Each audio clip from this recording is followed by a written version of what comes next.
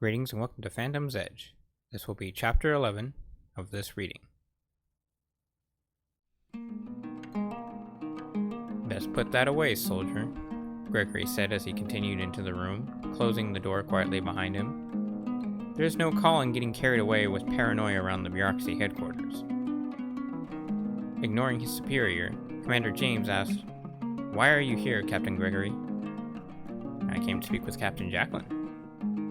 "The captain's asleep, and it's late, so go rest up in your own quarters." Gregory squinted his eyes at the felina. Then the Kanai asked, "You still wish to aim that toy of yours at me, soldier?" James pulled the hammer back with his thumb and replied, "I'll shoot you if necessary. This area of headquarters is in a state of lockdown. Now, stay away from Jackie." Gregory stood still for a moment. Then he turned to head out of the room to leave the commander to do his duty. The Kanai closed the door behind him again, heading upstairs to his reserved room. Halfway there, the captain encountered Akimir just as the bureau soldier was exiting the evidence storage room. Gregory stopped as he turned to his comrade and asked, "Mind telling me why you're still awake, Captain Akimir of Patronage 4? "Not until you spit out your explanation, Captain Gregory of Patronage 2. All captains are supposed to be in their assigned residences, while also not wandering the halls of headquarters past 10 at night, let alone without their commanders." "I could say the same for you." "I was doing business that did not involve my subordinates, and keeping me from doing that task would have resulted in my dismissal from the military. What's your excuse?"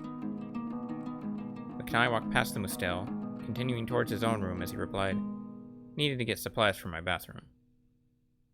"Understandable," Akimir complied as he followed his colleague. "No man should be without paper.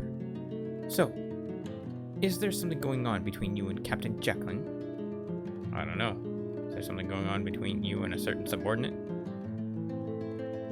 The two stopped at Gregory's quarters and faced a foot away from each other, the Mustel angrily glaring at the Kanai.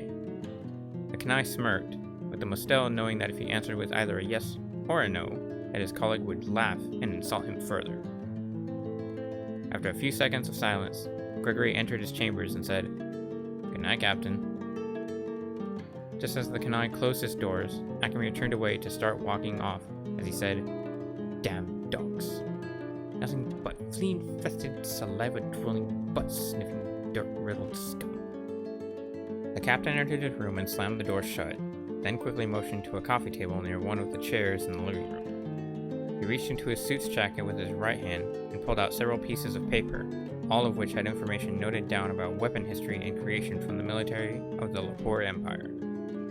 Akimir laid each paper on the table and read through the notes fast, trying to figure out what element of their blades made them so strong and durable. Then he stumbled upon something very shocking that was overlooked.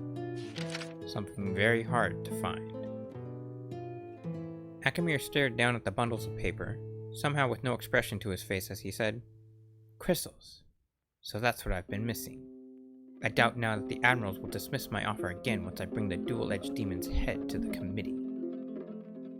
Just then, Commander Emira entered the living area from her bedroom in her lingerie, rubbing her right eye with her right index finger. She was a petite Mustel otter with light brown fur, yet had black hair that she let hang down to just above her chin level and styled most towards her left side. She was skilled in swordsmanship, but was more known for her well-displayed leadership and determination amongst her crew. After clearing her sights a bit, Emira glanced around to find Akimir and leaned against her doorframe as she asked, "What's all the noise about, Captain?"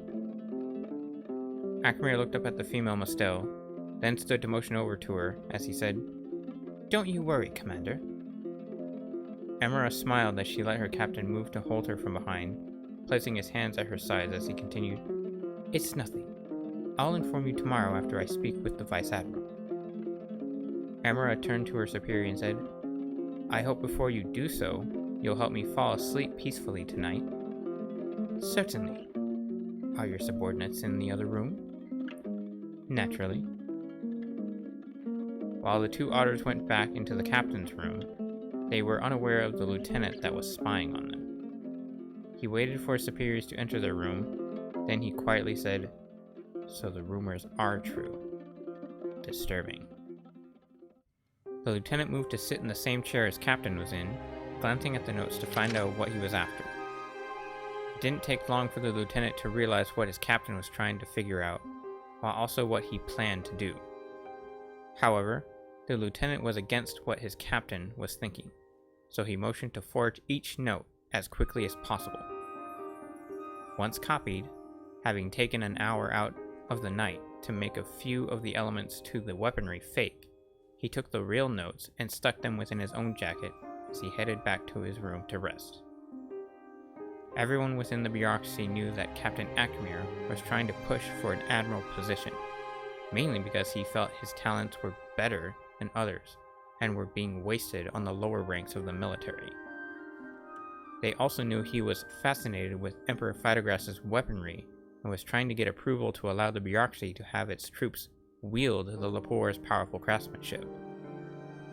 Unfortunately, even after 5 different tries and proof as to why they should allow it, Fleet Admiral Pre denied the captain's requests and said that the army shall not take hold of another military weaponry to gain control.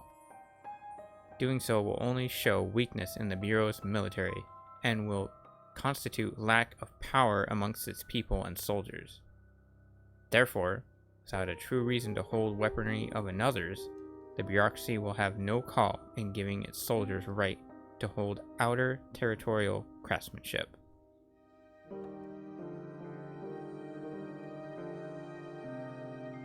This concludes the reading of Chapter 11. Thank you all for watching and listening. If you've liked what you've seen and heard, be sure to check out my other 2 novels, Lore of the Endowment and Ryu the Demon Slayer. Link will be in the description below. Other than that, stay safe, take care, and we'll see you again next week reading Chapter 12.